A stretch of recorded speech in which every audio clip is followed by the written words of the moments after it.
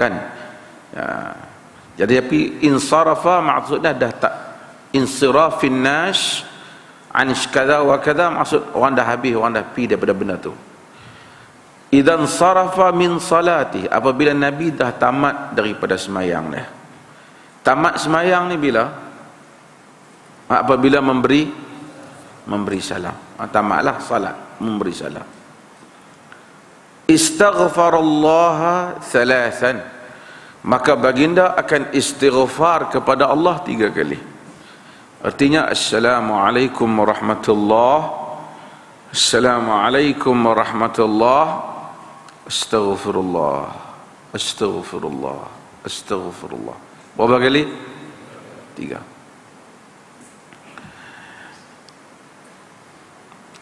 Dia sebut sini dia istighfar.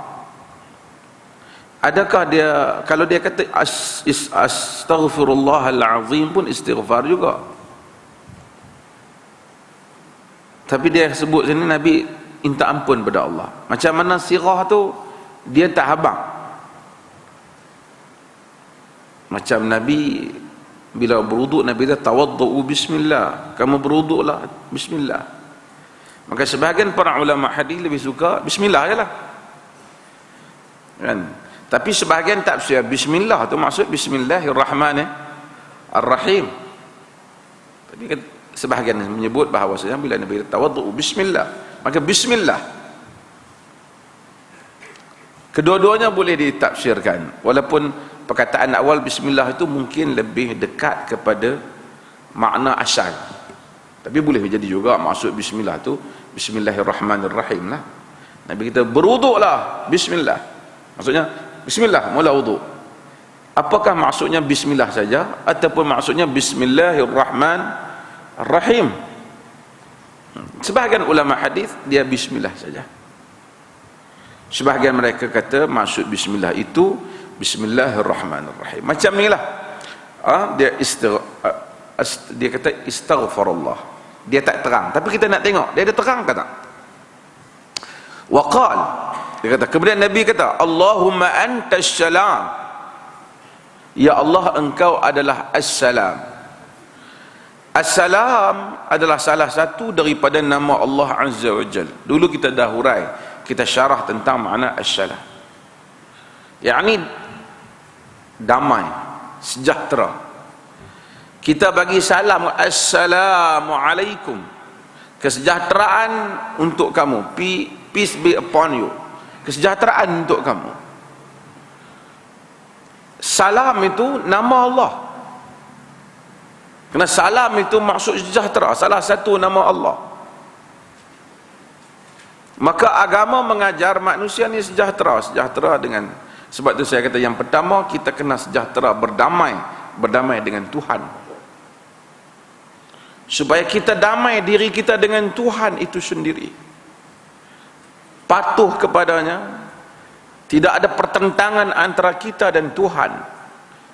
Kemudian dengan berdamai dengan Tuhan, manusia akan berdamai dengan alam, berdamai dengan diri sendiri, kerana kehendak kita memusuhi kepentingan kita. Sebab itu Quran menyatakan inna syirka la zulmun azim, sesungguhnya syirik adalah kezaliman yang besar. Kenapa? Bukan mungkin kita kata dia syirik, dia tak pukul orang, tapi dia menzalimi dirinya sendiri. Kan diri, fitrah diri asalnya tauhid kepada Allah. Diri, tempat balik diri ini ialah syurga, bukan neraka. Kerana kampung halaman kita yang asal adalah di syurga. Bapa kita Adam, datuk nenek kita Adam, kampungnya syurga, diciptakan di syurga, diletakkan di syurga. Kemudian kita tak keluar ke sini. Siapa yang tak patah balik ke syurga, dia tak patah balik ke kampung halaman yang asal. Syirik menjadikan seseorang ke neraka, dia tak berdamai dengan dirinya. Maka agama mengajar perdamaian, assalam. Kita kata Allahumma antas salam, ya Allah engkaulah kesejahteraan. Sejahtera ni tak ada boleh diperolehi melainkan daripada zat yang maha sejahtera, iaitu Allah Azza wa Jalla. Nama dia as-salam. Wa minkas salam, maksud ya Allah engkau itu assalam. Wa minkas salam, daripada engkau lah assalam, kesejahteraan. Kalau Allah tak bagi sejahtera, kita pergi duduk dalam kebahagiaan, dalam segala gelombang kehebatan dunia pun kita tak sejahtera. Ini realiti. Sebab tu manusia bila bangun pagi-pagi, dia serabut kadang-kadang hidup dia. Dia lalui sepanjang hari dia dengan keserabutan. Melainkan jika dia berdamai dengan Tuhannya dan berdamai dengan diri dia. Maka agama ajak pagi-pagi kita bangun, lepas solat subuh kita pun kata astaghfirullah, astaghfirullah, astaghfirullah. Allahumma antas salam wa minkas salam tabarakta ya dzal jalali wal ikram. Kita damai, kemudian kita istighfar sebanyak-banyaknya. Kemudian kita sebut semua doa-doa supaya mendamaikan, memohon kedamaian daripada Tuhan. Kita Allahumma inni as'aluka al-afwa wal afiyah, minta afwa, minta afiyah, minta kesejahteraan, minta afiyah, istighfar, ambil masa. Maka kita lalui hari dengan bahagia. Kalau tidak, kita akan macam-macam. Mungkin makan cukup, rumah ada, duit cukup, jiwa kacau, pikiran kacau. Dia mari masalah yang kecil tapi kita rasa besar sangat. Dia main satu keadaan yang kita rasa kacau, kita tak tahu di mana yang tak kena dalam komponen hidup kita ni. Tapi dia rasa tak syok, hidup rasa tak syok. Pasal kita tidak berdamai dengan pemilik assalam. Maka Allahumma antas salam wa minkas salam tabarakta, yani engkau memberkati. Tabarak, keberkatan. Tuhan ni maha berkat. Tabarakalladzi anzalal furqan, tabarakalladzi biyadihil mulk.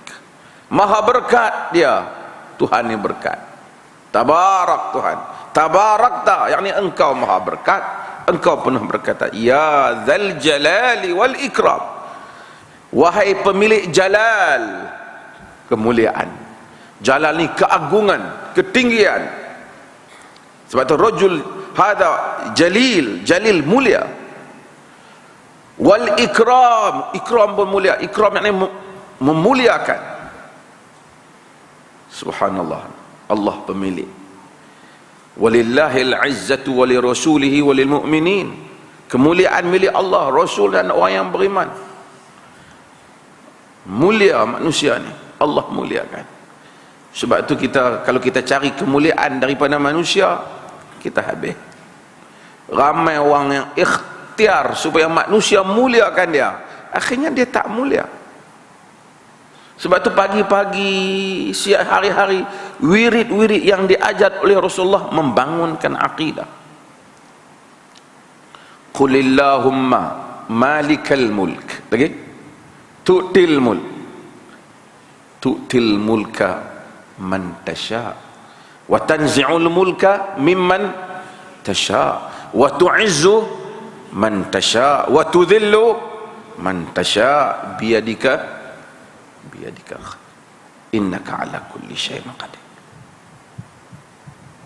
Allahumma malikal mulk, ya Allah pemilik kerajaan. Tu'til mulka man tasha, engkau memberikan kerajaan kepada siapa yang kau mau. Wa tanzi'ul mulk, kau sentap kekuasaan daripada sesiapa yang kau mau. Tapi orang yang Allah beri kerajaan belum tentu Allah beri kemuliaan. Tapi Allah bagi. Firaun dia bagi, Nabi Daud dan Sulaiman juga dia bagi. Tapi tak sama. Tapi Allah, wa tu'izzu man tasha, engkau memuliakan siapa yang kau mau. Wa tudhillu man tasha, engkau menghina siapa yang kau mau. Berapa ramai orang yang mendapat kerajaan tapi tidak dimuliakan oleh Tuhan. Berapa ramai orang yang dihukum oleh kerajaan, mereka dimuliakan oleh Tuhan dalam sepanjang sejarah.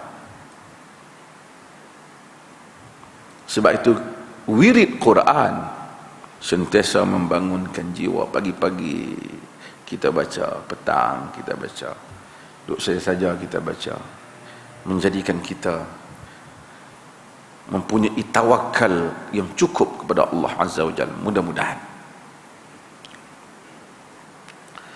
Qila lil Auza'i, ditanya kepada al-Imam Al-Auza'i. Imam Auza'i ini antara imam-imam hadis yang hebat, dan dia ada kitab hadis Sunan Al-Auza'i. Wa huwa ahadur ruwati, dia salah satu daripada rawi hadis ini. Kaifa al-istighfar, kaifa istighfar, macam mana istighfar tu? Dah tanya dah. Al-Auza'i alim hadis. Auza'i bagi tahu hak Nabi istighfar tu macam mana. Dia kata astaghfirullah, astaghfirullah. Jadi bagi assalamualaikum warahmatullahi, assalamualaikum warahmatullahi, kata apa? Astaghfirullah, astaghfirullah, astaghfirullah. Sebab Al-Auza'i tolong terang kat kita macam mana hak Nabi istighfar. Jadi kita pun sebut astaghfirullah, astaghfirullah.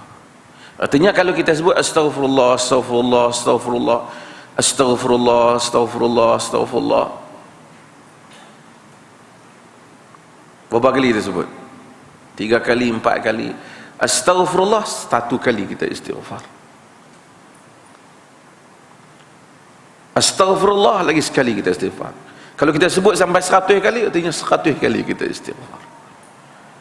Al-Imam Syekhul Islam Ibn Taymiyah kata kadang-kadang mari masalah pada dia, dia istighfar sampai 1000 kali, Allah keluarkan dia daripada masalah. Cumanya kita nak dapat bukan astagfirullah, astagfirullah, tu fikir tu masalah, astagfirullah dengan satu perasaan kita istighfar. Kadang-kadang kita ingat kalau kira di jari boleh apa? Mustantaqat ni kita kira boleh kira dengan jari ni 33 kira. Tapi kalau sampai 200, 300 tak muat kira dengan jari ni. Boleh tak kira dengan biji tasbih? Walaupun ada sebahagian mutaakhirin yang tak berapa suka, tetapi Syekhul Islam Ibn Taymiyah menyatakan wahwa hasan, dia satu benda yang baik. Bukan benda tu dapat pahala, bagus untuk satu alatnya lah. Bukan kena pegang tasbih tu dapat pahala, tapi nak memudahkan kita kira. Zaman sekarang mungkin orang tak pegang tasbih, orang pakai alat apa, hak boleh kira 1, 2, tak apa. Kita jangan ilzam orang lain, diri kita. Kemarin aku istighfar dah 700, hari ni kalau boleh tak mau kurang lah. Jadi yang tu kita boleh kira. Kita boleh kira. Setengah orang dia sensitif saya benda tu, dia kata salah, semua larang. Saya kata tak, Syekhul Islam Ibn Taymiyah kata wahwa hasan, dia tak apa, bagus dia kata. Cuma bukan duk pergi jalan pegang astagfirullah, astagfirullah, itu menunjuk orang panggil. Itu menunjuk. Tapi kita untuk diri kita lah, bubuh dalam poket kita, aku nampak orang nampak macam kita ni sangat, kita peganglah hak mana boleh kira. Yang penting kita ada amalan kita, yang mana orang tak nampak tapi kita beramal. Kerana perkara ni adalah mustahak. Untuk istighfar akan melunakkan hati insan, anti insan dan Tuhan. Kerana bila manusia ni keras hati dia, dan kita akan tahu. Sebab tu Al-Imam Sufyan Al-Thawri dia sebut, dia kata menangis ni ada 10 jenis, kata dia lah. Saya tak tahu dia kira ke mana.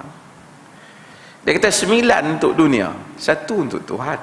Maksudnya 9 bab ni orang menangis ni menangis kerana urusan dunia yang lain. Orang menangis kerana yang tu asyaratul ajza, dia kata 10 bahagian.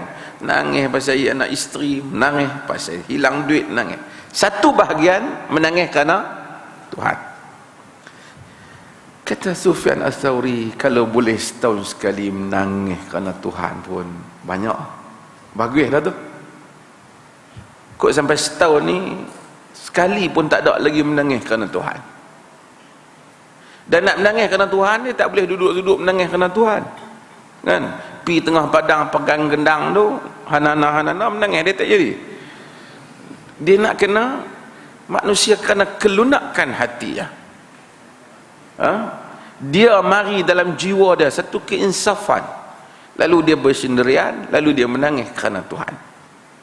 Maka antara ubat untuk hati dan jiwa yang keras ni yang paling penting sekali ialah istighfar. Kut 10 tak mai kita ni, 20, 100 tak jadi, buat 200, 300, 400, 500. Duduk main handphone kita, duduk main tu kadang-kadang lama, duduk setengah jam tak perasan apa. Padahal kita astagfirullah, tak sampai setengah jam, 500 lebih setengah jam. Dan ia melunakkan hati. Dan sebab tu orang dulu-dulu kita tengok hebat, baca ayat Quran menangis. Dan kita busuk bila mai bulan puasa, mungkin benda tu mai balik kat kita, sebab hati kita lunak. Thabit Al-Bunani anak murid Anas bin Malik,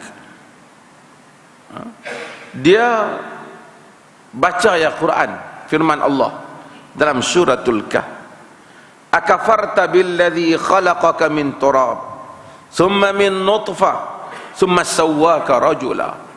Adakah engkau kufur dengan Tuhan yang menciptakan engkau daripada tanah, kemudian daripada nutfah, kemudian menjadikan engkau, jadikan engkau sebagai seorang lelaki. Ayat tu dia baca, menangis dia. Menangis. Muhammad bin Munkadir ni anak guru Imam Malik. Saya selalu sebut nama dia, Saleh Muhammad Munkadir. Imam Malik kata kami malu tengok dia dengan Saleh. Dia baca firman Allah, walau anna lil ladzina zalamu ma fil ardi jami'an wa mithluhu laftadau bihi min su'il adzabi yaumal qiyamah wa bada lahum minallahi ma lam yakunu yahtasibun. Dia baca ayat tu, dia menangis dengan dahsyatnya. Walau anna lil ladzina zalamu ma fil ardi jami'an wa mithluhu ma'u, jika bagi orang-orang yang zalim itu apa saja yang ada di atas muka bumi ni dan sebanyak tu lagi, laftadu bihi min su'il azabi yaumal qiyamah, mereka akan bayar semua sekali untuk selamatkan mereka pada hari kiamat daripada azab yang buruk pada hari kiamat. Wa bada lahum minallahi ma lam yakunu yahtasibun, maka zahirlah kepada mereka azab Allah yang mereka tak pernah sangka sama sekali. Kita sebut syurga, kita tak pernah sangka macam mana, tapi sebenarnya neraka juga kita tak akan pernah sangka macam mana. Walaupun kita tengok drama dia buat macam api terbakar, malam yakunu yahtasibun, benda tak pernah sangka neraka ni. Na'udzubillah. Muhammad bin Munkadir dia baca ayat ni, bagaimana orang yang zalim hari ni, kalau orang kata orang ni kalau dia sakit banyak mana pun, kadang-kadang dia sayang duit dia. Kalau kata ni sakit ni kena belanja 5 juta, dia kata tak apalah, aku mati tak apalah, sayang duit bagi kat anak. Kalau dia ada 7 juta, tapi dan orang sanggup bayar diri dia untuk dapat duit dalam dunia ni. Kadang-kadang dia mati kerana nak dapat duit. Allah kata kalau orang zalim pada hari akhirat, kalau ada harta dia banyak dunia ni semua dia punya, dia tengok azab tu, dia bagi semua. Dan kalau dia ada 2 kali ganda dunia ni, dia bagi semua untuk selamatkan dia daripada azab tu. Kira dahsyat. Setengah orang nak mati ni, orang nak berebut dengan dia rela cedera daripada harta dia terbang. Betul tak? Sebab orang sayang harta. Tapi dengan tengok azab tu saja, Tuhan kata, kalau dia ada banyak dunia punya harta, dia bagi semua. Malam yakunu yahtasibun.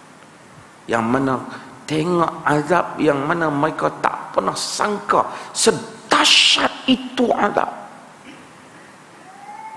Kita tengok orang kena azab di dunia, kadang-kadang video apa dia buat tunjuk sebat tendang orang, kita tak mau tengok, potong orang, dahsyat dah pada mata kita, kita tak mau tengok. Tapi Tuhan cerita orang hak zalim tu, gangster ni, hak jahat, bagi semua. Muhammad bin Munkadir, dia baca ayat ni tengah malam, dia solat, dia baca ayat ni, dia menangis dahsyat. Keluarga dia tak tahu, menangis sungguh. Sampai dia pergi mengadu kepada sebahagian ya Abu Hazim. Abu Hazim yang alim dalam hadis, dia kata, heran Muhammad bin Munkadir ni menangis pasal apa? Abu Hazim kata, orang nak cerita pasal apa menangis, dahsyat sangat. Keluarga kata, dia kata, Abu Hazim, aku baca ayat ni. Dia baca pada Abu Hazim. Abu Hazim berjasa menghimpunkan hadis. Bukan saja Abu Hazim nasihat dia, dengan Abu Hazim menangis. Kerana lunaknya hati ahlul hadis. Sekarang ni orang tak faham tentang hadis, dia kata kalau nak lunak hati kena pergi main sufi. Saya bukan anti sufi. Orang kata kalau tak sufi hati keras, tapi kita tengok hak sufi duk maki orang dalam internet, sakat sangat.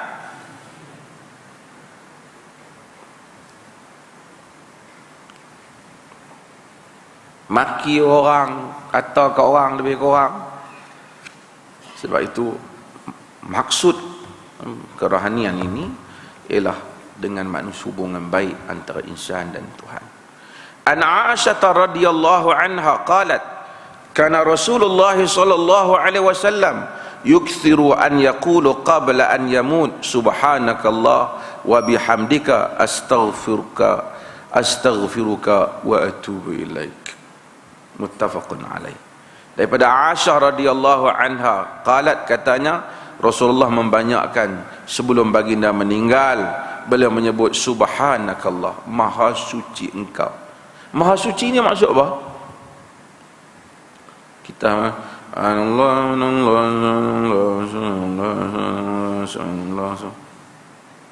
benda awak tak tahu kan? Sallallahu. Kita dengar dia kata macam sallah apa dia kata kan? Subhanallah. Apa maksud subhanallah? Subhanak, maha suci engkau. Yani Allah adalah zat yang maha suci dari sebarang kekurangan dan kelemahan. Segala hak tak elok tak boleh disandarkan kepada zat Tuhan. Segala kelemahan tak disandar, dia panggil tanzih,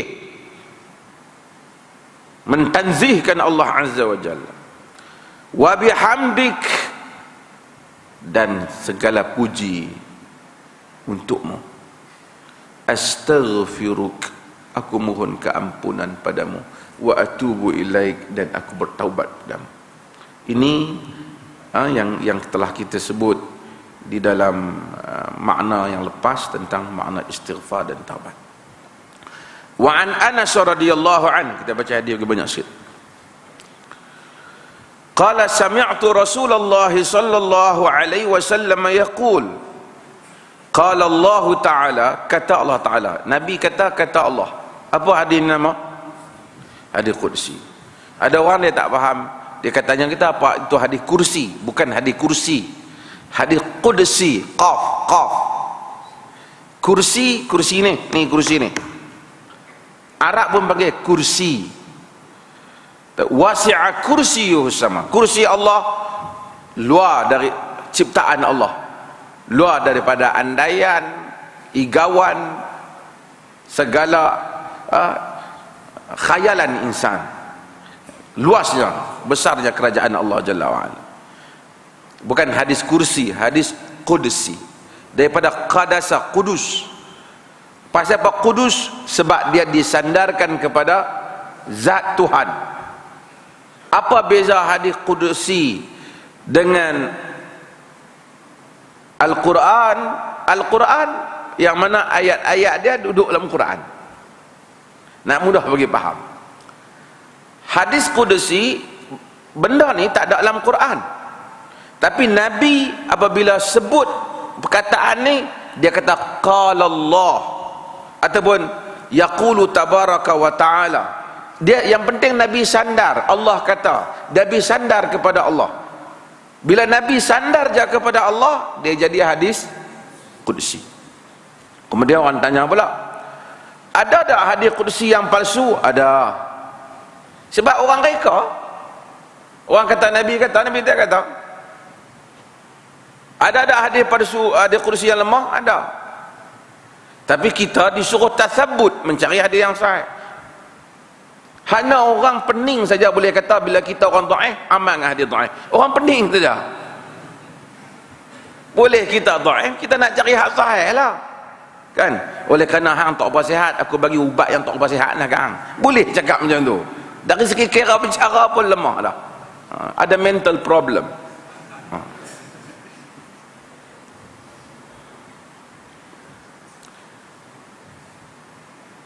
Qala Allah Ta'ala, firman Allah Ta'ala, ya bena Adam, wahai anak Adam. Adam, mulia bapa kita Adam. Tuhan sebut nama Adam, wahai anak Adam. Tuhan sayang ke Adam ni. Adam buat dosa, buat salah dengan Tuhan. Walaupun sebahagian kata khata', bukan, tapi salah dengan Tuhan. Nak namakan dosa pun tak apa. Sebab apa? Kalau tak salah, kalau tak berdosa, Tuhan tak hukum. Habis itu mana boleh kita kata dia Nabi buat dosa? Allah dia salah, tapi Tuhan telah ampun. Kan? Sebab tu Adam kata Rabbana zalamna anfusana. Kalau benda tu setakat makruh aja, tak, benda salah, Tuhan larang dia buat. Kita macam pak kita lah Adam, dalam duk tahu salah kita buat. Tapi pak kita Adam dah kita buat, minta ampun. Kita tak macam iblis, macam selalu kita kata, bila buat challenge Tuhan. Jadi kita macam Adam. Sebab tu Allah selalu, Nabi juga selalu sandarkan kita kepada pak kita Adam. Ya bani Adam, wahai anak Adam, supaya kita ingat asal usul kita. Kelaku kelayak kita ni patut macam pak hang. Pak hampa ni orang hebat, iaitu Adam. Dia telah salah dan dia telah minta ampun. Dan tuan-tuan semua ni keturunan Habib belaka. Sebab keturunan Nabi iaitu Adam alaihissalam.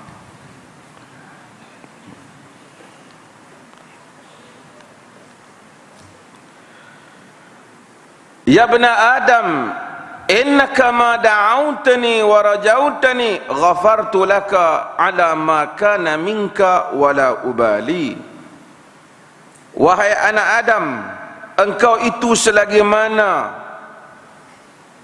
da'autani, engkau berdoa kepadaku, wa rajautani, engkau harap kepadaku, ghafartu laka ala ma kana minka wala ubali, aku ampunkan engkau atas apa yang ada padamu, aku tidak peduli.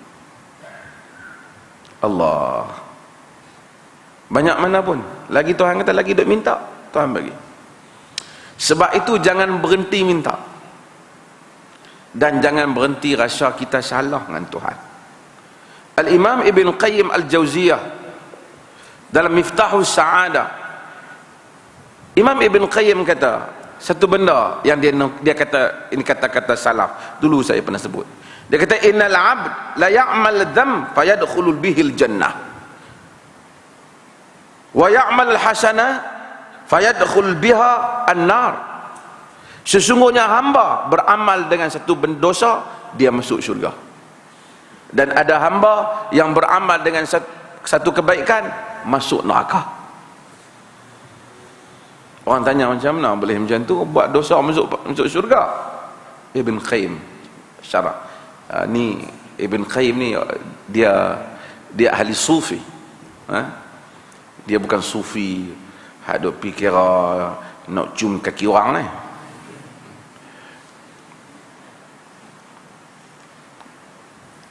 Sampai cium kaki orang berdengung macam tu pun ada orang bela lagi tolong takwil lagi. Sufi asal ni nak bersih diri, satu selawat 90,000. Oh mahal tu. Waktu habaq membersihkan diri 10 selawat 900,000, 11 selawat 1,000,000. Bagi kat tuan-tuan memang bukan perlu ceramah apa, tapi pegang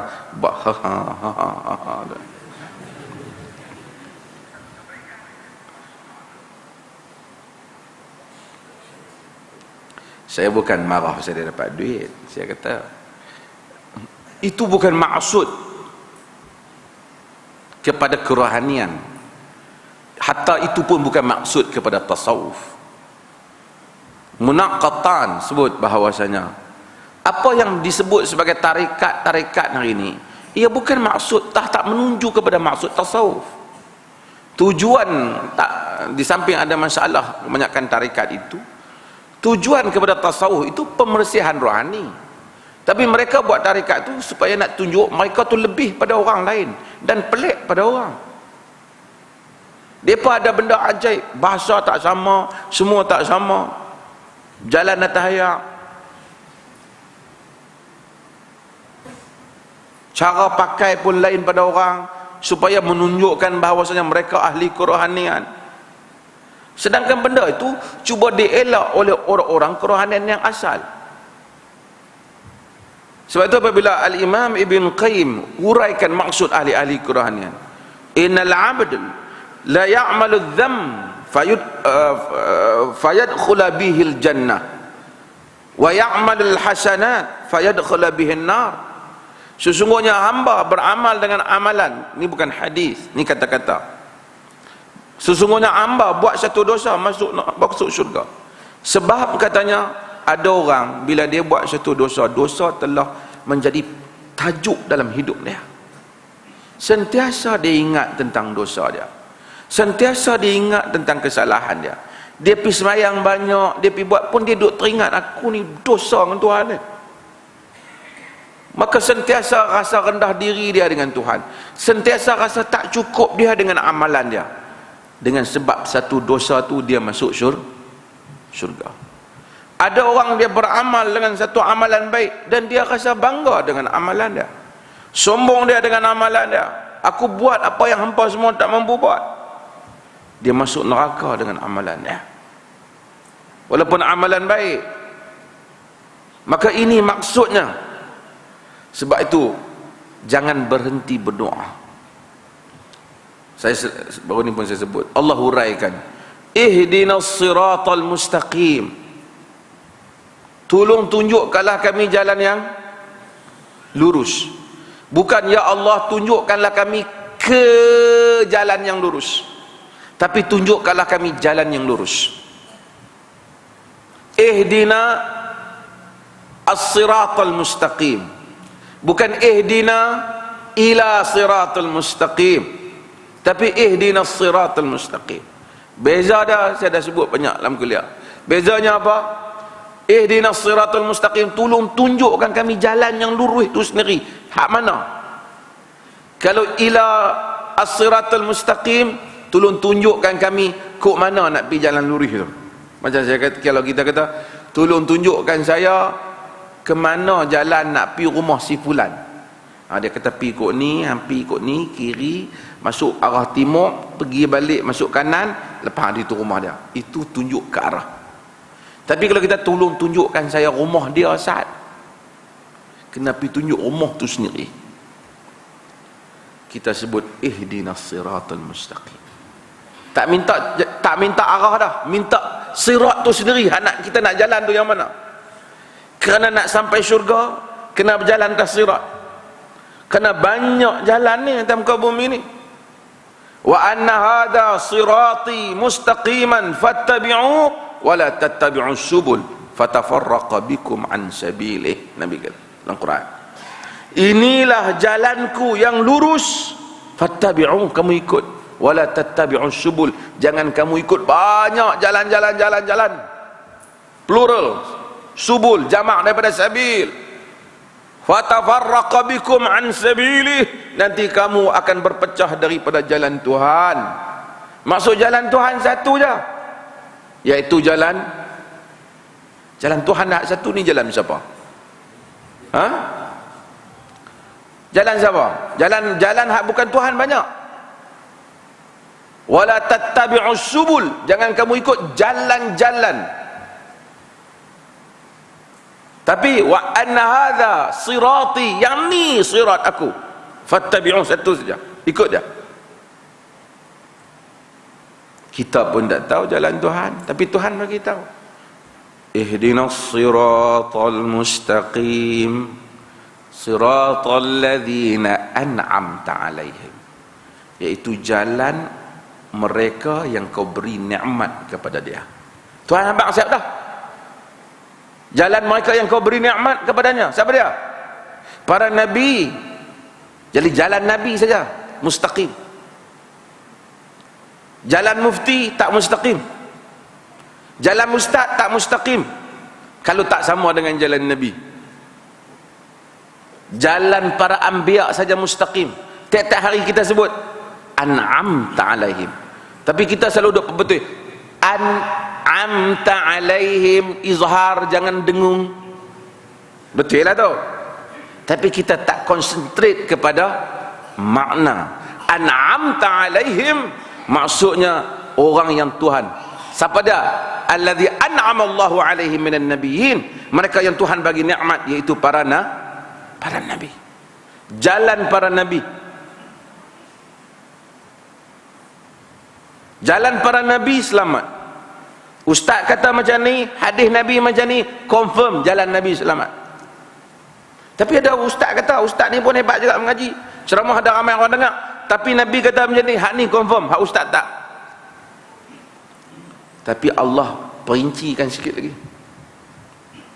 ghairil maghdubi alaihim, bukan jalan al-maghdub alaihim, bukan jalan golongan yang Allah murka pada mereka.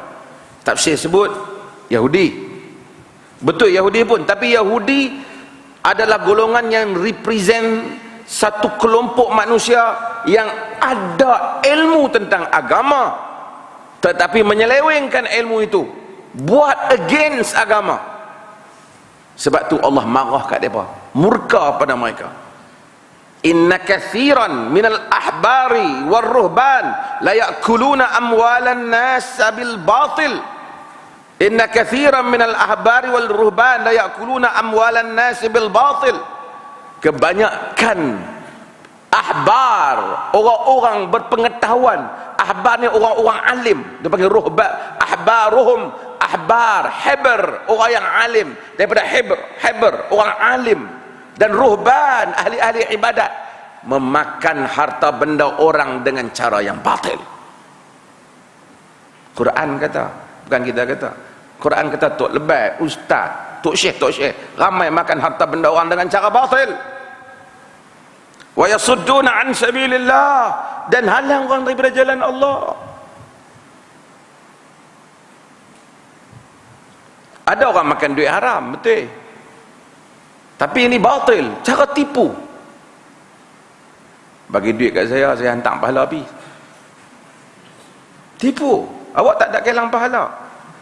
Kalau balik bagi 10,000 kat saya, boleh saya tolong selamatkan roh dia duduk di sana tu.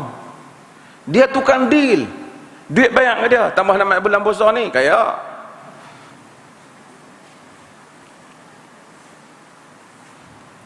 Al-maghdubi alaihim, bukan kita kata, kita sebut tiap hari. Itu yang waladdallin.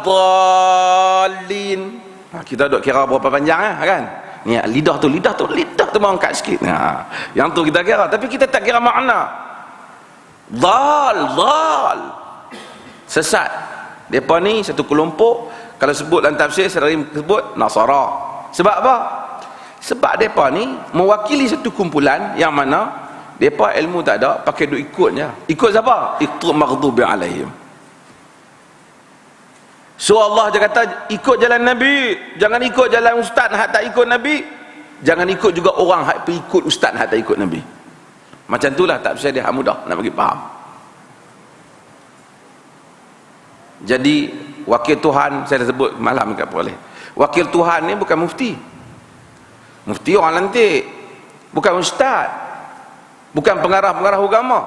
Wakil Tuhan siapa? Nabi je. Tu kita panggil Rasulullah. Kalau kita jelas tu, kita tak sebut, kita pun faham. Kita tak mau hasni, kita tak mau ni, kita mau satu saja, jalan para anbiya alaihi wassalatu wassalam. Okey. Ghafartu laka ala ma kana minka wala ubali. Aku ampun apa saja dosa yang ada padamu, aku tak peduli, kata Allah, selagi mana kau minta kat aku. Ya bani Adam, law balagat dhunubuka ananas sama. Wahai anak Adam, jika dosamu sampai kepada ananas sama. Ananas sama, sebahagian para ulama sebut anan bermakna ain, yakni sampai ke langit tu. Langit ni tak tahulah macam mana.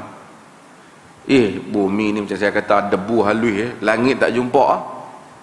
Tak boleh nak cari, punya banyak ni. Bintang punya cahaya pun sampai kat kita jutaan tahun. Langit kat mana? Tapi Tuhan kata kalau buat dosa sampai ke langit tu, banyak dosa sampai ke langit. Lebih banyak daripada 42 bilion.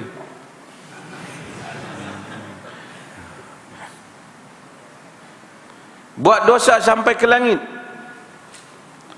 Thumma astaghfartani. Tapi ada sebahagian, sebelum tu sebahagian ahli syarah kata anan ni dengan makna sahab, yakni dengan maksud awan. Tak berapa takwilan yang kedua, tak berapa kuat. Anan mungkin maksud ain, yakni sampai ke langit. Summa astaghfartani, kemudian engkau minta ampun ke aku. Ghafartu laka wala ubali, aku ampun engkau, aku tak peduli, kata Tuhan. Allah, agama ni tak pernah bagi orang putus asa. Tuhan tak pernah bagi putus asa. Kita sentiasa putus asa dengan diri kita, ataupun kita putus asakan orang untuk kembali pada agama. Agama tak pernah. Ya bani Adam, innaka law ataitani biqurabil ardi khataya. Wahai anak Adam, engkau jika datang kepadaku dengan memenuhi bumi dosa, summa laqitani la tusyriku bi syai'a la ataituka biqurabiha maghfirah. Kemudian engkau menemui aku dalam keadaan engkau tak mensyirikkan aku, nescaya aku akan mendatangimu dengan sepenuh bumi itu juga keampunan. Jangan syarat, jangan syirik Tuhan. Macam mana pun ada peluang dapat ampun di akhirat. Apa beza syirik dengan tak syirik? Saya dah sebut yang baru ni. Apa beza maksud innallaha la yaghfiru an yushraka bih? Tuhan tak ampun jika dia disyirikkan. Wa yaghfiru ma duna dzalika man yasha.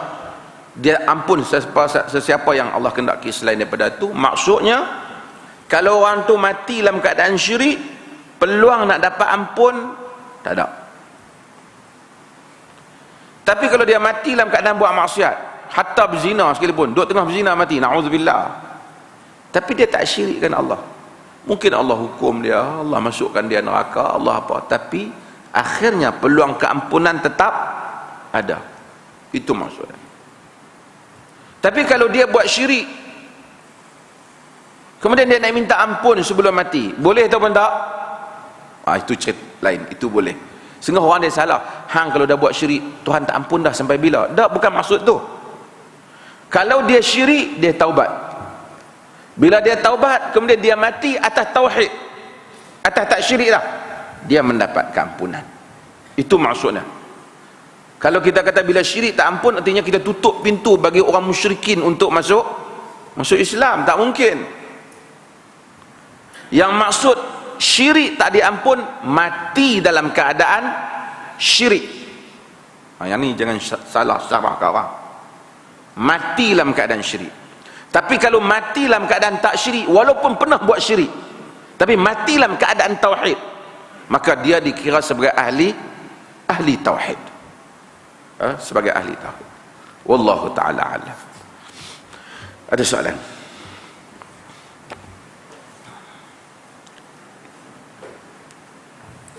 Ya. Syirik menggugurkan habitat a'maluhum, gugur segala pahala-pahala amalan mereka. Kemudian ulama khilaf, kalau dia dulu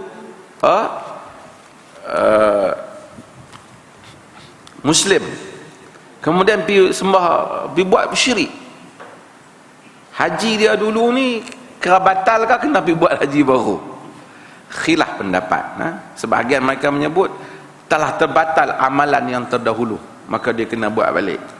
Dia kena buat balik.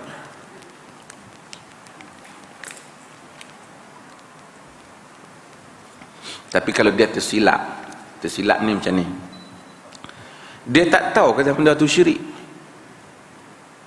dia sangka tak syirik ni dia mesti clear kan. Orang kita ni dia mudah hukum orang syirik. Orang tu tengok Allah ulang, dia kata hang syirik pasal hang kata Allah tu ulang. Nah, taklah sebodoh macam tu. Kan dia syirik ni maksudnya dia mempunyai i'tiqad yang mana dia telah melakukan penyengutuan kepada zat Allah Azza wa Jalla, seperti dia menganggap selain daripada Allah itu sama ataupun menyamai atau hampir sama, apa saja mampu memberikan manfaat dan mudarat, menyamakan zat Allah dengan benda lain. Dia letak batu, walaupun dia kata ni sampai pada Allah, tapi dia samakan yang ni dengan Tuhan. Itu syirik. Tapi kalau dia ucap tapi dia tersilap, tak syirik. Kerana ada dalam hadis yang kita baca tentang lelaki yang Nabi cerita sesat dia kehilangan kenderaan di padang pasir. Dia punya seronok, dia jumpa balik, dia kata Allahumma innaka abdi wa ana rabbuk. Ya Allah, engkaulah hambaku dan akulah Tuhanmu. Min syiddatil farah, kata Nabi, kerana sonok terlebih. Nabi kata Allah lebih seronok daripada dia jika satu hamba bertaubat. Ulama-ulama hadis kata hadis ni jadi dalil kalau orang tu tersilap, Tuhan tidak dianggap sebagai syirik. Dia nak kata Allahumma inni abdik wa ana rabbuk, ya Allah akulah hambamu, kaulah Tuhanku. Tersilap, tapi sengaja silap, orang tegur, kenapa betul lah Nombor doa, Allahumma arinal haqqa haqqa warzuqna ijtinaba. Ya Allah, tunjukkanlah kami yang benar itu benar, jauhlilah kami yang benar. Wah, abang kata warzuqna tiba'ah. Aku doa lama dah macam ni. Macam ni.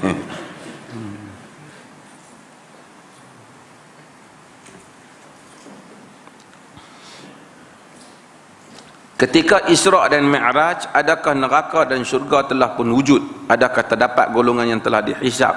Adakah terdapat khilaf tentang kewujudan neraka? Apa ni? Saya dah terang tapi saya ringkas. Benda ni simple nak faham. Apabila berlakunya kiamat, baru berlakunya hisab, dan manusia itu dihisab di atas perbuatan dia. Bila berlakunya hisab, barulah manusia ditentukan syurga ataupun neraka. Tapi macam mana Nabi Pi tu tengok ada dah? Sebab kita kena tahu masa ni adalah milik Tuhan. Macam mana yang orang duk andaikan tu, apa time machine kononnya boleh buat satu mesin yang boleh pi zaman dulu patah balik, macam dia buat filem Lucy tu.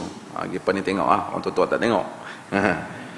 Jadi pi patah balik, pergi ke depan, kerana manusia andai, sebab manusia tahu bahawasanya kotak-kotak masa ni sebenarnya ialah dalam manusia boleh menembusi masa andaian manusia. Allah Azza wa Jal adalah yang menguasai, mencipta masa. Allah tu bukan part of the time. Allah itu the creator of the time, of time. Allah tu pencipta masa. So Allah boleh ambil kita pitak masa ni, ambil kita pita masa depan. Allah ambil Nabi, dia pihak masa depan. Faham maksud saya? Kerana masa ni di bawah kuasa Tuhan. Jadi apa yang Nabi tengok, maksudnya Nabi dibawa ke masa hadapan. Boleh juga untuk Allah ambil orang, letak balik masa belakang. Macam mana tu? Macam mana tu? Otak kita tak sampailah, sebab tu dia Tuhan. Kerana dia yang mencipta. Sebab tu ada orang masa pendek, ada orang masa panjang, ada orang 24 jam dia lama, ada orang 24 jam dia pendek. Aku rasa hari ni lama sangat hari ni. Dia kata, aku sat ni. Kan? Kerana tak sama masa manusia.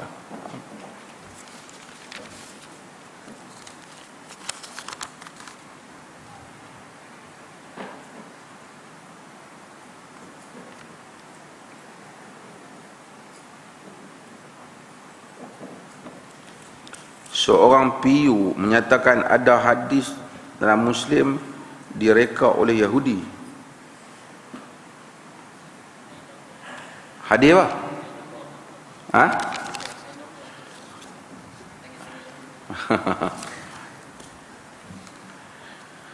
Nak tomoh rawi Muslim ni susah juga lah. Siapa dia Yahudi yang tak boleh lah kata ni Yahudi reka. Kena bagi tahu lah Yahudi mana yang reka. Saya sebut bahawasanya hadis hatta dalam Muslim boleh untuk berlaku waham secara adil di sisi ilmu. Waham maksudnya berlaku kekeliruan rawi. Satu, maksud rawi tak bohong tapi dia keliru.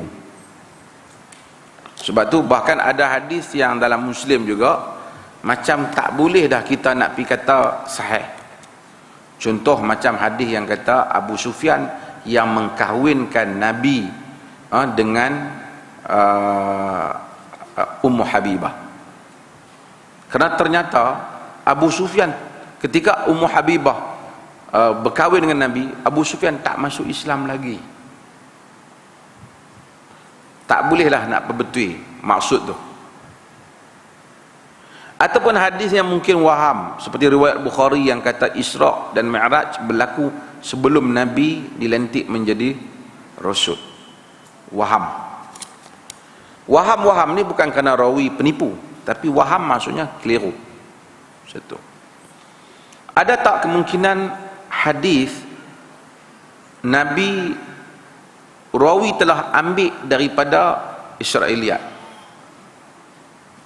Seperti Abu Hurairah riwayatkan satu benda, anak murid Abu Hurairah sangka benda ni daripada Nabi, sebenarnya bukan daripada Nabi. Benda ni daripada Abu Hurairah ambil daripada kaum Yahudi. Dari segi imkaniyah, kemungkinan tu juga ada. Abu Hurairah tak dusta, rawi salah ingat, salah andai. Ini Al-Hajjaj bin Artah banyak mencembut bahawasanya tentang masalah kepada anak murid Abu Hurairah. Maka sebahagian para ulama mengkritik hadis-hadis yang mempunyai unsur cerita Nabi. Nabi Musa mandi telanjang, batu, buat lari baju dia bogel. Maka semua orang Yahudi duk tengok kemaluan Nabi Musa besar ke kecil.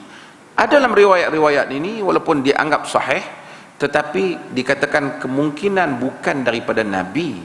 Yang ni Abu Hurairah duk cerita ni, dia pun sangka Rasulullah ambil daripada Abu Hurairah ambil Rasulullah. Sedangkan Abu Hurairah ni salah satu benda yang ada kat dia yang juga dikritik oleh para sahabat ialah dia suka juga ambil riwayat daripada kaum Yahudi. Bukan kerana dia nak percaya dia apa. Pasal orang Arab ni dia apa ni baru dalam knowledge ni. Yahudi ni lama dah. Jadi bila depa masuk Islam, dia pergi dengar lah. Orang Yahudi pun masuk Islam. Jadi Yahudi adalah cerita-cerita yang dulu-dulu ni. Jadi sambil duduk tu umpamanya Ka'bul Ahbar, Wahab bin Munabbih, mereka ni sukalah duk cerita apa yang mereka tahu daripada depa ni alim Yahudi dalam buku-buku Yahudi. Abu Hurairah sometimes tak kerap jugalah. Pergilah juga duk dengar depa ni duk tanya cerita. Mungkin dia sukalah dengar cerita. Tak semestinya dia accept benda tu. Cuma kadang-kadang dia cerita balik. Anak murid ambil benda tu, dia sangka daripada Nabi. Tapi cerita hak terus Nabi tanya wa asyara ila syama, umpamanya ini cerita berhubung dengan Nabi terus cerita. Bukan dia ambil cerita tentang Nabi-Nabi dulu. Cuma apakah benda nak ditafsirkan Allah fis sama' itu, sama' tu makna apa? Itu bolehlah dibincangkan.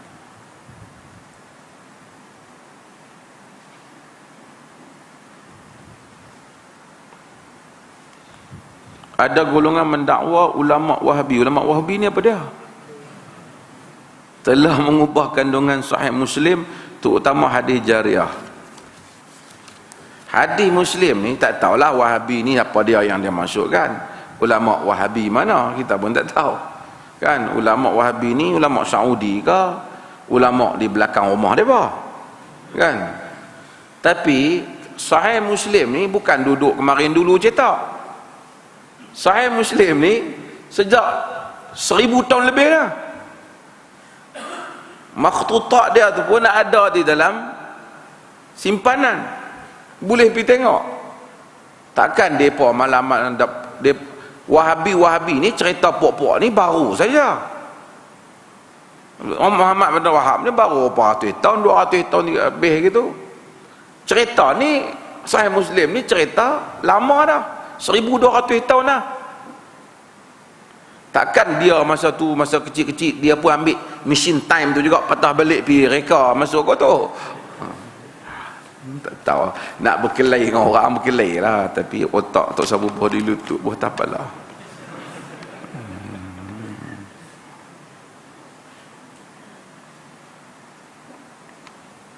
Bagaimana melaksanakan solat di atas kapal terbang? Solat atas kapal terbang, solat macam solat lah.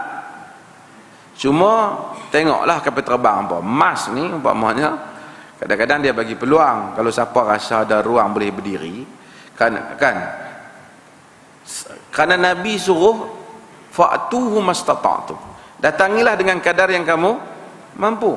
Salli qa'iman fa in lam tastati' fa qa'idan, solatlah berdiri, kalau tak mampu duduk. Fa in lam tastati' fa 'alal jam, jika tak mampu di atas lambu.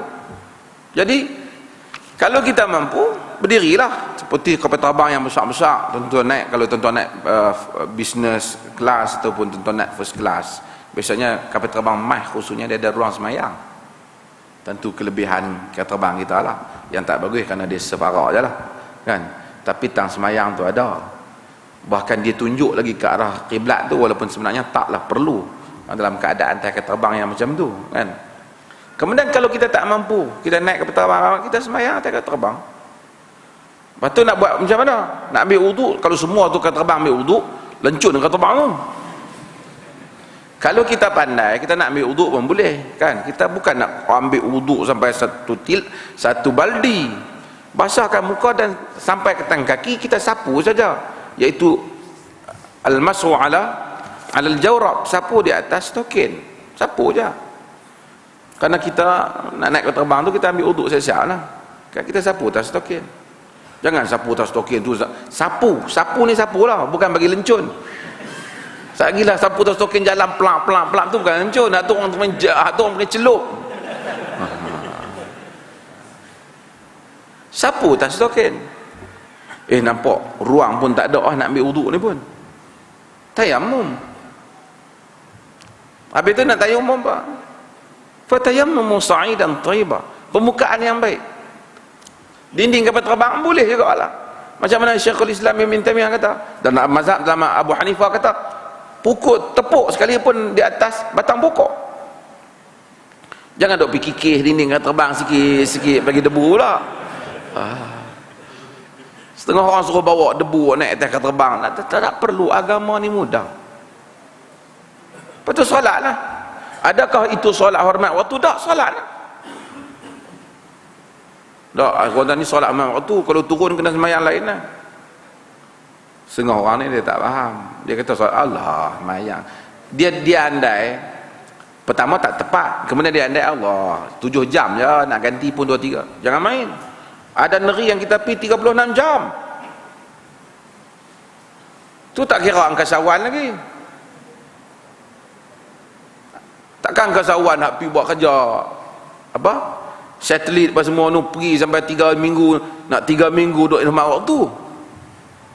Hormat waktu ni apa? Sah ataupun tak? Walaupun ada sebahagian buku sebut, tapi sah ke tak sembahyang hormat waktu ni? Saya dah sebut lah. Kalau sah, kenapa kita nak buat balik? Kalau tak sah, buat apa? Kan? Sembahyang ni tak sah, tapi buat pergi lah hormat waktu. Apa maksudnya? Tak, sembahyang ni sah lah. Kalau sah pasal apa kena ulang? So, jangan bagi orang confuse. Betul lah kali Allah hang buat lah yang duk tanya banyak. Itu tak betul yang tu.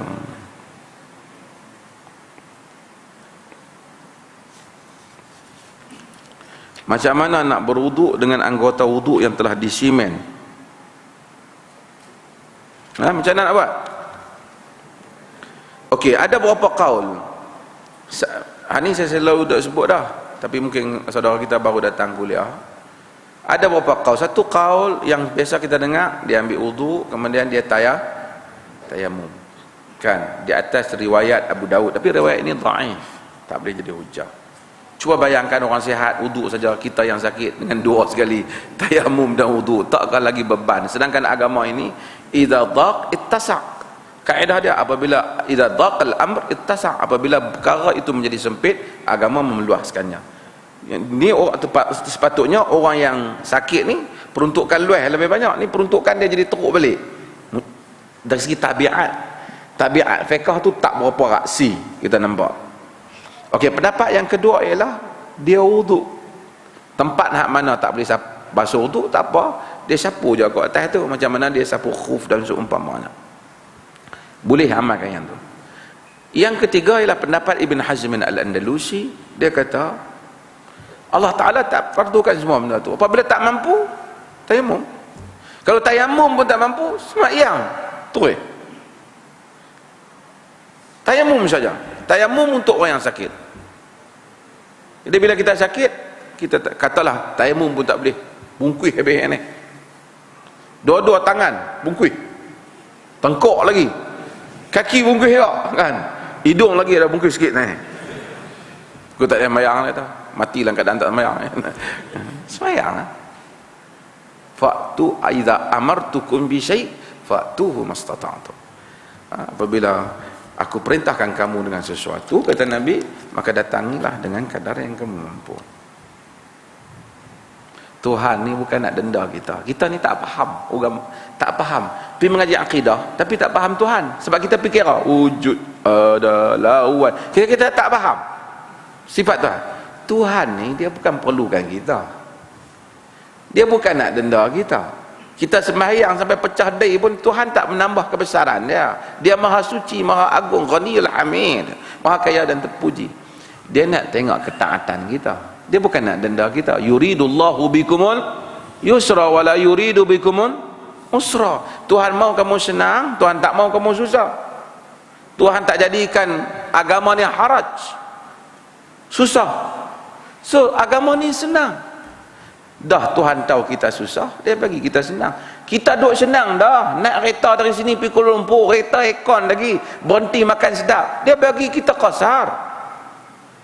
Takkan kita sakit dia suruh cerah ayak juga. Semayanglah dengan kadar kita mampu. Ni tak boleh juga nak kena, dah tak mampu sampai 5 waktu duk demam, kena ubat duk lali dan jelek mata sikit masa ni apa asak. Semayanglah asak dengan zuhur. Celek mata waktu zuhur, sekali kita tahu main asak lali pula ni, tidur pula kita ni, kita semayang siap-siap 4. Main ustaz dia kata tak boleh, tak jamak-jamak tak boleh, nak kena musafir dulu. Hak tu kasar. Kita cakap pasal jamak. Kalau ustaz kata macam tu, saya kata minta tolong ustaz tu tolak kereta kita sampai 2 marhalah, kereta sorong. Dah payah sangat pekah dia.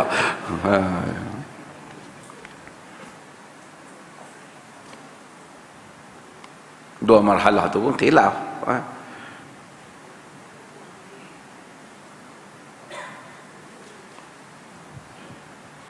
Ini soalan tinggi ni. Apa maksud hadis ini disebut oleh Bukhari dalam Tarjamatul Bab secara ta'liq? Tarjamatul Bab maksudnya Al-Imamul Bukhari, faham? Al-Imam Al-Bukhari, dia bila buat Sahih Al-Bukhari ataupun Al-Jami' As-Sahih, dia letakkan tajuk-tajuk. Sebelum tak hadis ada tajuk. Daripada tajuk tu kita dapat ilmu Bukhari, apa yang Bukhari faham. Dia tak tahu huraian hadis di bawah, dia melalui dia letak tajuk. Tarajumul Bukhari. Bukhari kadang-kala di samping tajuk yang dia letak tu, dia letak juga hadis. Hadis yang dia letak tu, hadis tu kadang-kadang tak apa kuat, tapi dia tak letak sanad apa, dia sebut terus lah. Hadis yang dia tak sebut sanad tu, dia tak termasuk dalam hadis Sahih Al-Bukhari, tak termasuk dalam As-Sahih Al-Jami' Al-Musnad. Kerana Sahih Bukhari ada sanadnya, dia sebut sepintas lalu, dia sebut kadang-kadang terus nama qala Ibn Umar an Rasulillah, tapi hadis tu tak apa kuat. Kita panggil dia riwayat secara ta'liq. Ta'liq ni secara tergantung. Al-Imam Ibn Hajar Al-Asqalani telah buat satu research, study balik hadis-hadis ta'liq. Majoriti hadis-hadis ta'liq ni sahih, dan ada juga yang tak sahih. Baik.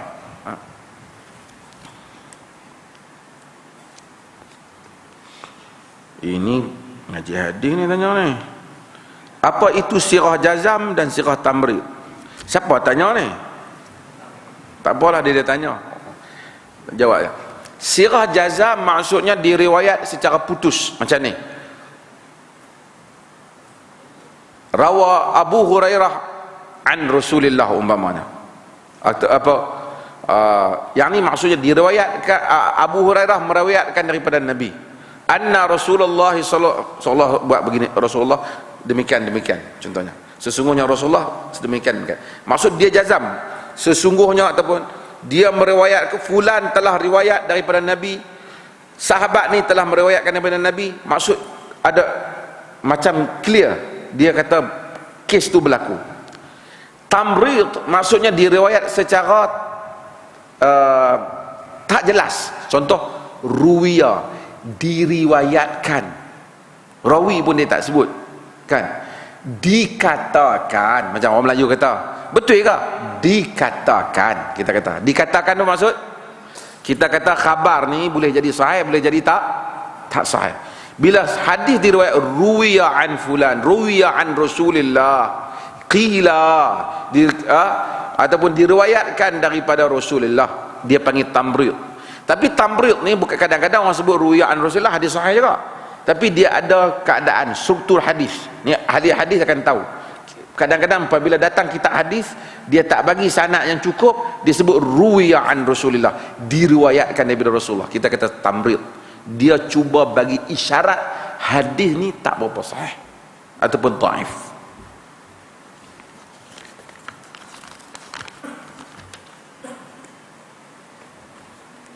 Panjang sangat ni. Patah kerja dia begini, tu dia lagi panjang.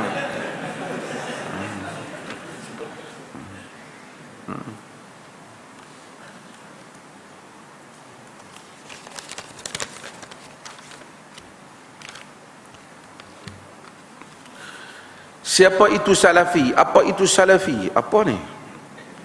Apa itu manhaj salaf? Ini soalan ke apa ni?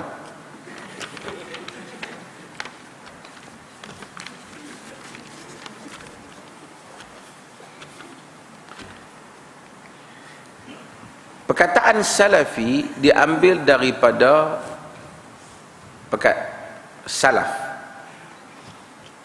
Kita sebenarnya yang penting kita Muslim. Tak salah kata saya salafi ke saya apa. Kita huwa sammakumul muslimin. Allah namakan kita sebagai orang Islam, cukuplah. Nama-nama ni hanya memecahkan. Tapi kalau kita nak cakap tentang manhaj, bolehlah. Manhaj salafi maksud manhaj as-salafus salih. Salafi merujuk kepada as-salafus salih. Salaf maksud kurun al-mubarak, al-qurunul mubarakah, kurun yang diberkati, yaitu khairun nasi qarni thumma alladhina yalunahum thumma alladhina yalunahum, sebaik-baik kurun pada kurunku yang selepasnya dan selepasnya. Di kalangan salaf ni pun sendiri pandangan kadang-kadang berbeza-beza di dalam pendapat, terutama dalam fiqh. Ibnu Umar ada macam lain, Ibnu Abbas ada macam lain. Kalau nak cari salah bagi sama, tak mungkin. Ada orang kata salah semua sama, setengah orang dia buat lagi merepet. Salah semua, apa saja kerajaan buat kata ya. GST, yes, salafus soleh. 42 bilion hilang, yes, salafus soleh. Itu adalah golongan dungu.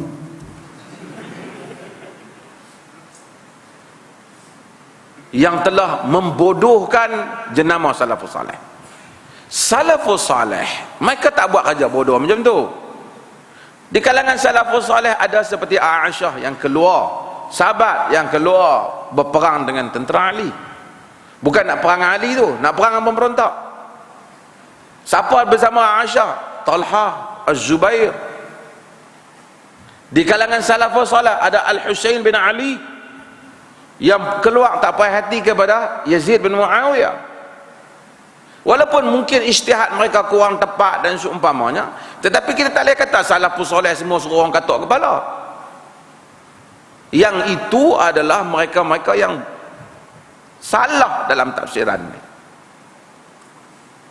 Ada salafus soleh hatta dalam bab ibadat juga berbeza-beza pandangan, tetapi mereka semua sepakat satu benda salafus soleh. Manhaj tu kita nak ambil. Bila ada nas daripada Rasulullah, sami'na wa ata'na. Hak ni salafus soleh. Bila ada nas yang jelas daripada Nabi, daripada kitab dan sunnah, maka balik pada kitab dan sunnah.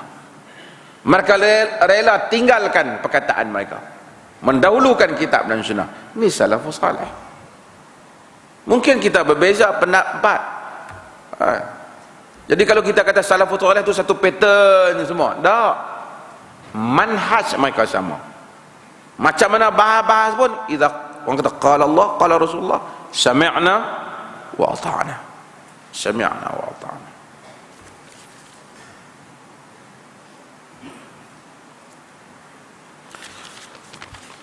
Wallahu a'lam. Ada soalan? Ya.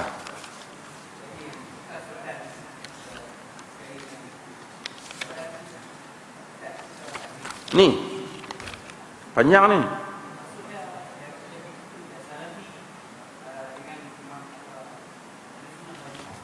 Mana?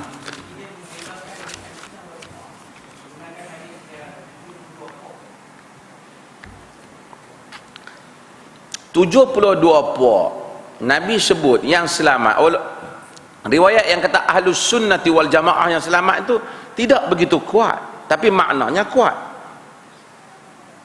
Apa golongan yang selamat? Man ana alaihi, ma ana alaihi wa ashabi, apa yang aku dan sahabat aku di atasnya. Menjawab kepada hadis 73 tu. Jadi jalan Nabi.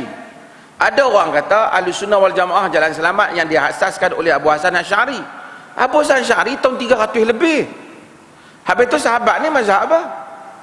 Saya tak kata Abu Hasan Asy'ari sesat. Dia tak sesat. Dia ikut jalan sahabat. Tapi kita nak kata dia yang mengasaskan Ahlus Sunnah. Asas ni maksudnya sebelum tu tak ada lagi lah. Ini susah. Habis tu para sahabat Nabi ni atas mazhab apa?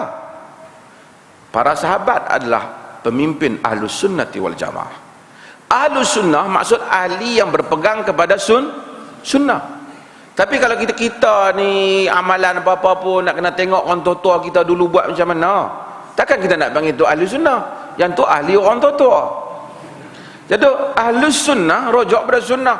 Jamaah apa ke jamaah UMNO? Jamaah ialah jamaah sahabat. Jamaah sahabat. Kerana mereka adalah jalan yang paling selamat. Mereka sebaik-baik kurun. Jadi ini jalan selamat. Ni ada orang pergi buat persatuan Ahli Sunnah wal Jamaah. Yang pergi demam, lepas tu duk maki orang. Dia saja Ahli Sunnah. Guru dia Hasan Saqah. Hasan Saqah tu Syiah. Macam mana Syiah menjadi Ahli Sunnah wal Jamaah?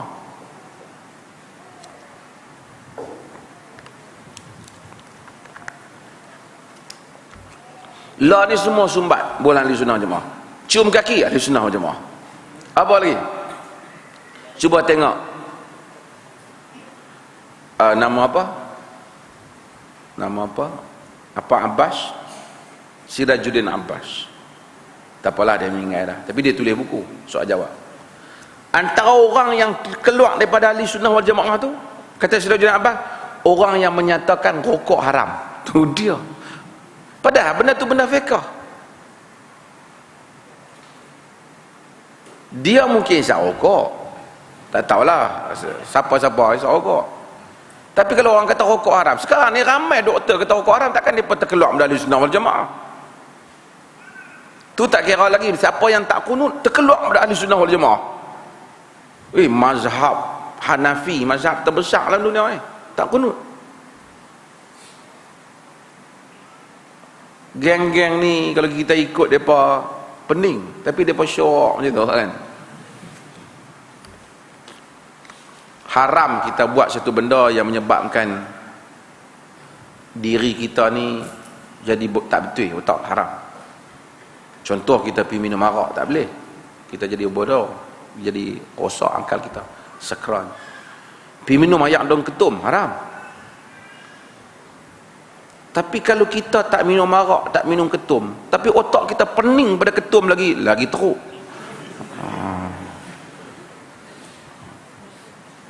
Jadi setengah orang cakap tak pernah sabar. Tapi ada lah orang syok untuk tengok.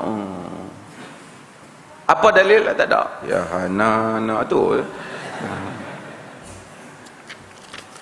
Saya bukan marah dia nak hana tu, tapi ada soalan? Soalannya.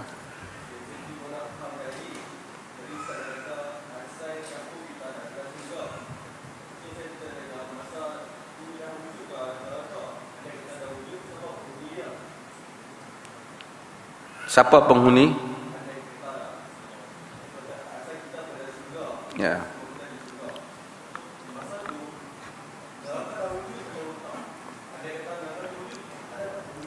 Quran tak sebut masa tu neraka wujud tu pun tak. Tapi Quran yang cerita Adam di syurga. Walaupun sebahagian para ulama cuba memberikan takwilan syurga tu dengan maksud syurga yang bukan syurga kita nak balik ni. Kan? Tapi perkataan Quran jannah. Kan? Jannah masuk jannah. Jannah ni tamanlah kebun. So ke siapa penghuni dah tak ada jawapan. Sebab apa? Tak ada Quran mentionkan siapa penghuni apa, dan tak cerita neraka masa apa. Dia cerita syurga. Dan kalau saudara faham maksud saya, penghuni tak penghuni ni yang Nabi tengok ni ialah bukan tengok mesti zaman ni. Nabi pergi kepada zaman ke depan. Saudara faham maksud saya? Simple. Time, masa ni kita duduk pada masa ni. Tapi Allah kalau kendaki, dia boleh ambil kita ni pergi buruh masa belakang. Macam dengan orang putih duk andaikan pergi buat filem pergi masa depan belakang. Itu andaian yang mungkin tak mungkin berlaku lah. Kan? Boleh tak manusia ni transfer daripada satu time ke time yang lain. Itu andaian. Tapi Allah telah lakukan kepada Nabi Muhammad sallallahu alaihi wasallam, ambil Nabi pergi pada masa depan. Untuk melihat macam mana Nabi dengar tapak kaki Bilal di syurga, sedangkan Bilal ada di dunia. Kerana time, masa itu Allah boleh takdirkan manusia untuk duduk pada satu time. Dia tengok bidadari yang menjadi Omar di syurga. Jadi itu semua benda di sisi Allah sama, tak ada benda yang luar biasa. So kita jangan duk balik fikirlah Allah buat macam mana. Itu kan kerja kita. Kalau dia sama dengan kita, dia bukan Tuhan. Al-Aliyyul Qadir. Al-Aliyyul Qadir. Ada soalan? Ya.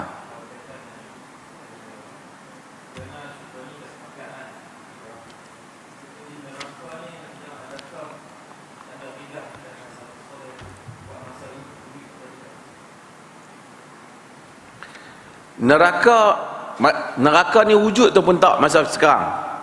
Wallahu ta'ala alam. Tapi nas-nas menunjukkan macam dia wujud. Sebab bila sampai dalam bulan Ramadan, Allah tutup pintu neraka. Bukan kerana orang duduk dalam tu, sebagai simbolik kepada rahmat Tuhan. Sebagai simbolik. Jadi Allah hadis relatekan time itu. Maksud bulan puasa kita hidup-hiduplah dengan neraka yang ada di sisi Tuhan. Mungkin neraka itu telah pun wujud ataupun memang wujud, cuma penghuninya belum ada. Yang Nabi lihat itu pada time yang kehadapan. Neraka ada, penghuni dia tak ada. Mungkin penghuninya di kalangan makhluk-makhluk Allah yang lain yang kita tak tahu di sisi Tuhan. Tuhan hukum mereka. Ini urusan Tuhan. Sebab itu dia tak termasuk. Yang kita perlu tahu, annal jannatal haq wan narul haq. Sesungguhnya syurga itu benar, neraka juga benar. Kemudian para ulama di kalangan mereka, ada orang nasab pada Ibn Taimiyah, bukan Ibn Taimiyah, Ibn Qayyim ada sebut sikit, orang lain yang sebut juga. Neraka ni selama-lamanya ke ataupun satu hari nanti akan berlaku fana'un nar, dia panggil. Sebutlah di sini. Sekali tuan-tuan ni pula. Sampai orang kafir mengkafirkan bab ni fana'un nar. Fana'un nar ni maksudnya neraka ni akan tamat ke tak?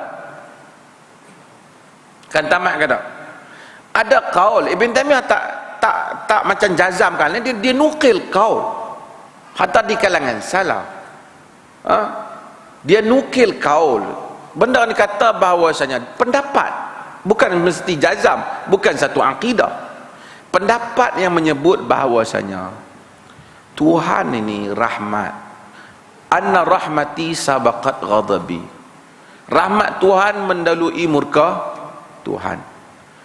Adakah mungkin satu hamba yang buat dosa di atas muka bumi ni, katalah 100 tahun dia buat dosa, Tuhan bakar dia dalam neraka selama-lamanya yang mana tidak ada penamat? Dan apa faedah daripada seksa itu, sedangkan dia tak balik dah kepada dunia untuk dia ambil pengajaran ke pengiktibaran? Tak ada. Hanya satu hukuman pada dia.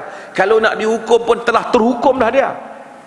Maka ada andaian beberapa orang di kalangan para ilmuwan yang menyebut, bukan ilmuwan dulu menyebut, Qaradawi pun sebut dalam buku dia, mengandaikan di atas rahmat Tuhan, Tuhan akan tamatkan azab mereka ni di atas beberapa dalil.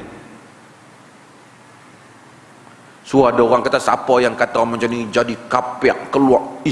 Takkan nak jadi kafir. Dia bagi satu pendapat. Maksud khalidina fiha tu dia takwilkan, bukan dia nafikan yang Quran. So banyak andaian lah. Ini maksud mereka.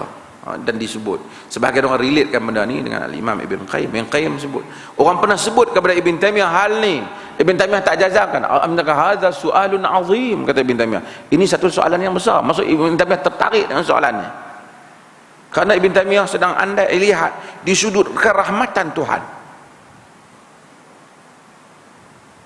Setengah orang ni baru mengaji agama, dia kira kalau boleh dia nak jadi tukang bahagian jaga pintu neraka tu. Kok siapa tengok sikit bukan ahli sunnah, neraka kita boh. Lepas tu dia duk habaq depa ni duk kafir orang. Yang kita duk tengok depa duk kafir orang. Rahmat Tuhan luas. Rahmat Tuhan luas. Kita ni lagi tak kata orang masuk neraka tu tak syok, so tak puas hati. Kan? Sedangkan dalam perjuangan kita ialah kita berjuang untuk manusia masuk syurga ke neraka? Syurga.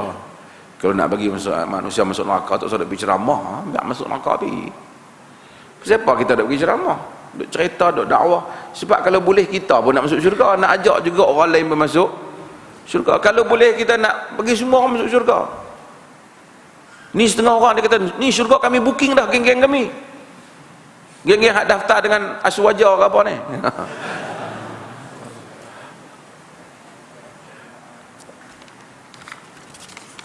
Berdengung.